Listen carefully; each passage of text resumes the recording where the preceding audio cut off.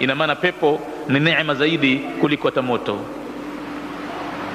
Basi qila laha yauma alqiyamati, mwanamke ambaye ameswali sala 5 akafunga mwezi Ramadhani na akahifadhi mwili wake usiguswe na kupatikana na yoyote mwingine zaidi ya mumewe, na akamtii mumewe. Liko jambo la kumtii mumewe katika hadithi hiyo, kumtii ambako Mtume anasema ningekuwa na uwezo kumwamrisha mtu kumsujudia mtu, basi ningempa amri huyu mwanamke akamsujudia mumewe. Wa ata'at ba'ala, lakini kabaki bado amri ya kumtii mumewe.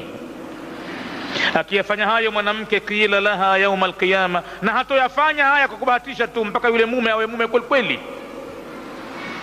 mume awe ambaye anawajibika kumsimamia yule mkewe katika hali zote, katika kuanzia mambo ya dini yake, heshima yake, ibada zake, kumjua Mola wake na hivi na hivi.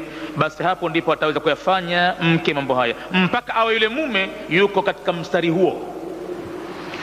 Akiwa mume hayuko mstari huo, mwanamke hayafanyi hayo, wala haonekane, wala hajui chochote kuhusu Mola wake.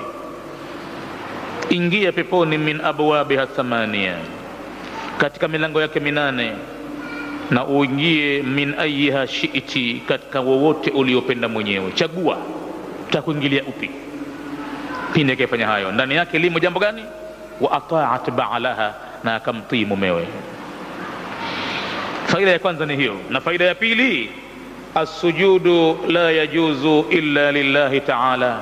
Sijida, Mtume hapa anabainisha, nimeshindwa kumwambia mwanamke amsujudi mumewe, nimeshindwa, siwezi kufanya, kwa sababu as-sujud la yajuzu, sijida haifai illa lillahi ta'ala, isipokuwa kwa ajili ya Mwenyezi Mungu mtukufu.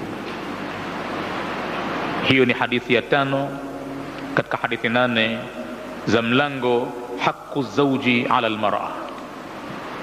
Tunakwenda kwenye hadithi ya 6 sasa.